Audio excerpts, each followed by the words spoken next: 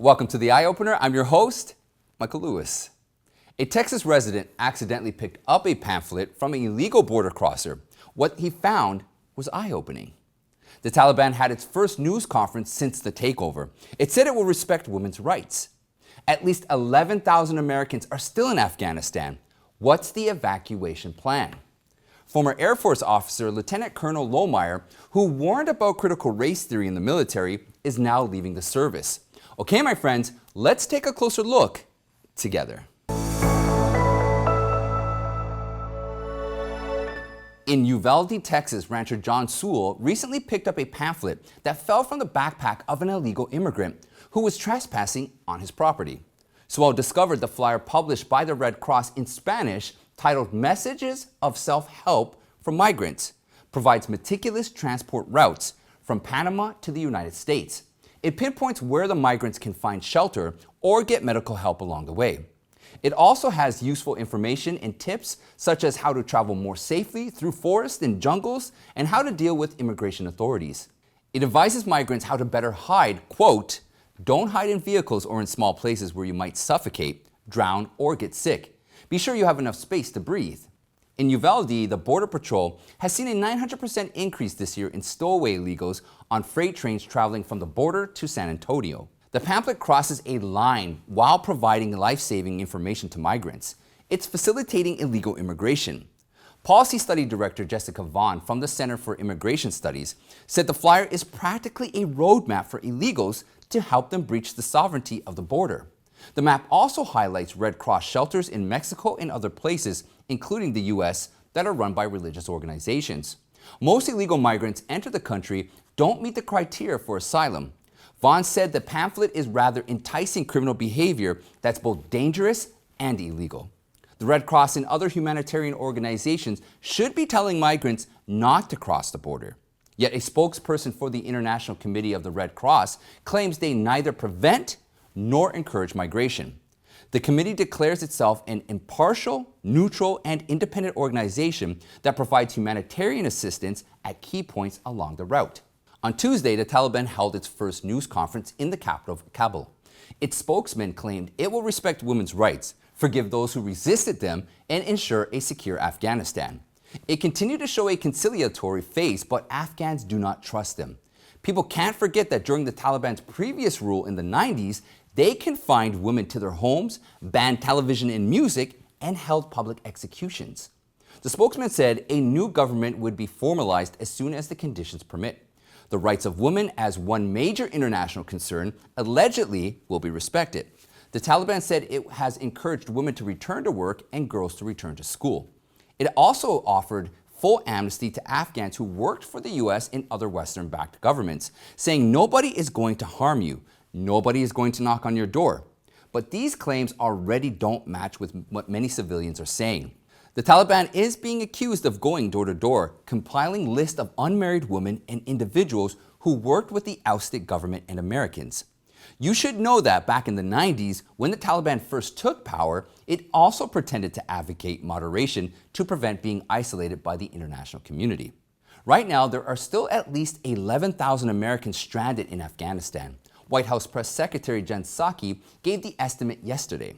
Pentagon spokesman John Kirby gave a lower number, but he earlier admitted he had no idea how many there were or their locations.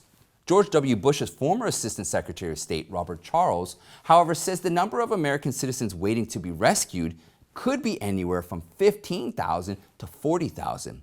They are scattered across Afghanistan. All Americans are expected to get on flights from the Kabul airport to leave the country, but it's unclear how they would get there. U.S. defense officials on Tuesday claimed they plan to remove between 5,000 and 9,000 people per day, with approximately one aircraft leaving every hour. However, so far, only 1,500 have been evacuated in the last 3 days, and a majority of them were Afghans. Jen Psaki declined to say whether or not Americans stuck in Afghanistan past the August 31st withdrawal deadline would be able to leave the country. That if they remain there past the end of the month, U.S. troops will help them evacuate past the end of the month? Weijia, our focus right now is on doing the work at hand and on the task at hand, and that is day by day getting as many American citizens, as many SIV applicants, as many members of a vulnerable population who are eligible to be evacuated to the airport and out on planes. The White House seems unable to inform Americans about its evacuation plans after August 31st. Avoiding or even ignoring the question doesn't inspire confidence in the administration's ability to safely extract Americans from the danger zone. Americans want and deserve answers. All of Americans' allies are watching closely how this will play out, especially the Taiwanese and the Ukrainians. Taliban fighters now control the entry to the airport and have seized all access points leading to it. It forces NATO and U.S. troops to rely on the terrorist group to allow evacuees into the airport to board flights. At the moment, the Taliban is focused on maintaining order during the evacuation rather than preventing people from fleeing. As it claimed, it has agreed to a 2-week grace period for foreign countries to remove their people before it's too late. But what will happen after 2 weeks? This just sounds ominous. National Security Advisor Jake Sullivan joined Psaki at the press conference yesterday.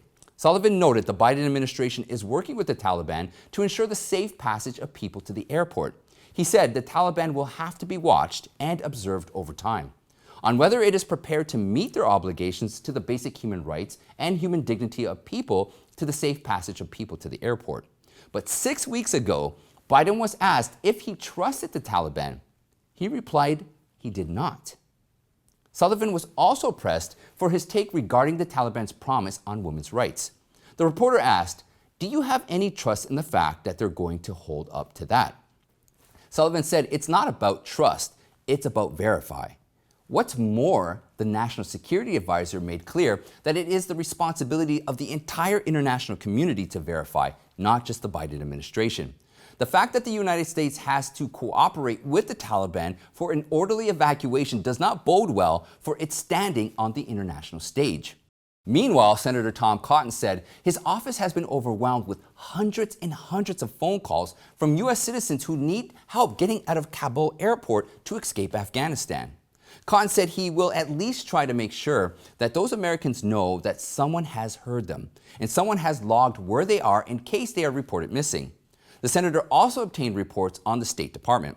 Their servers are crashing and their hotline is overwhelmed. Cotton commented on the massive number of desperate calls from stranded Americans, saying the scale of incompetence is unbelievable in implementing the withdrawal.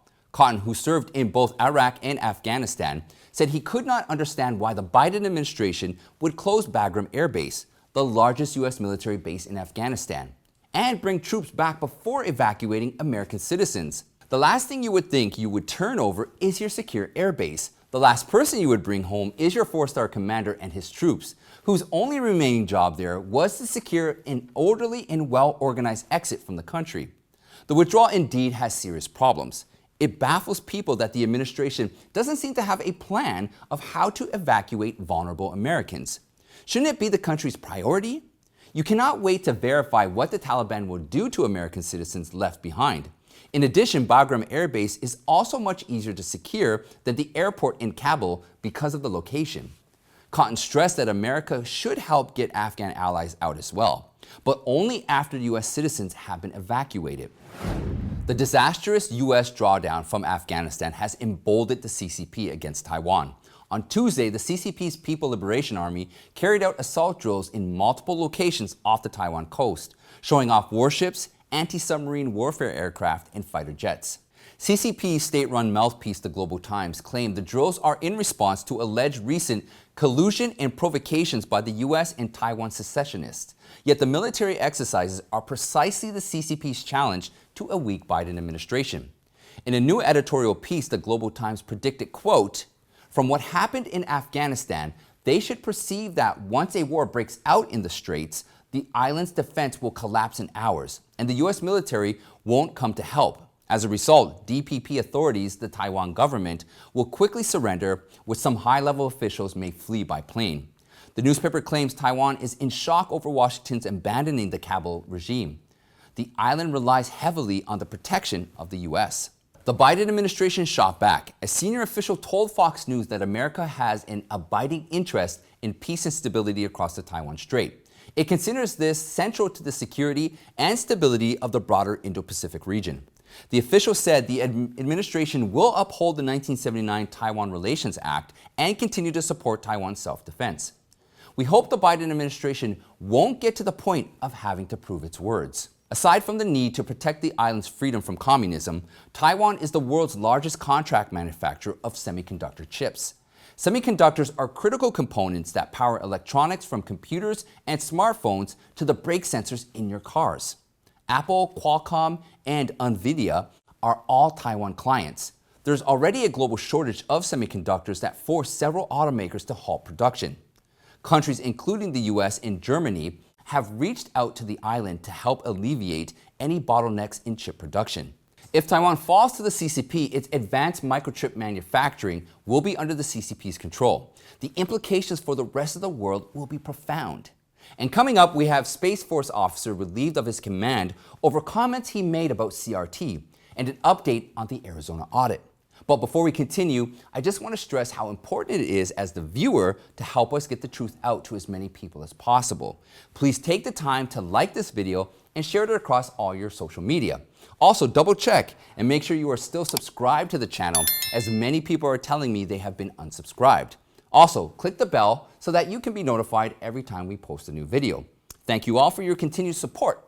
Okay, let's get back to the show. Former Space Force officer Lieutenant Colonel Matthew Lohmeyer, who was relieved of his command for exposing critical race theory, is leaving the military. Lohmeyer published a book titled Irresistible Revolution, warning about the spread of Marxism and CRT in the military, and was on a podcast promoting his book. But because of his public opposition to the Marxist anti-American ideology, Space Force removed Lohmeyer from command in May. The department also opened an investigation into whether the comments he made on the podcast constituted a partisan political activity. But the paradox is, what Lohmeyer advocated is to remove politics from the increasingly politicized military, and he was accused for being partisan for this. Our service members are trained that they're supposed to be apolitical, and for good reason. And yet every aspect of their lives at the moment is becoming politicized. I spoke up and said, we need to remove the politics from our military environment. And I was relieved of my command for being politically partisan. The Air Force denied Lohmeyer's request for early retirement, but agreed to put him on terminal leave. His last day of service is September 1st. Lohmeyer said he and his family have decided that this is the best course of action for him now. He believes he will be able to continue serving the country outside of the service and perhaps in a better way. Currently, Lohmeyer plans to accept public speaking engagements and offer consulting services. He received a slew of invitations to various events and conferences in the recent months. We wish Lohmeyer great success outside the Air Force. Moving to the Arizona audit, Senate President Karen Fann provided a brief update on the progress. She said Cyber Ninjas is leading the companies involved in the audit to put together a report. The Senate team will first review it for accuracy and clarity before the final report is released publicly. State Senator Wendy Rogers tweeted on Monday that the preliminary report was coming in a matter of days. She said once Arizona delivers the report, it is up to other states to do forensic audits. Some people, anxious about election integrity, complain the media is hyping up the Afghanistan debacle to distract attention from the soon-to-be-released audit report. Election integrity is indeed one of the most important issues of our time. We value the platform that YouTube provides us because it allows us to potentially reach millions of people. That's why we stayed here. However, there are also certain limitations we must follow in order for more to hear us. At the Eye Opener, we'll do our best to cover Arizona's audit results, so stay tuned. And that's it for today, my friends. Check out the playlist right here for more eye-opening content. You can join me in our Eye Opener Telegram chat room and follow me on Newmaker, Gab, Parler, and Getter. Don't forget, please sign up to our email list so that we can stay in touch. I'd like to thank you all, and I'll see you next time.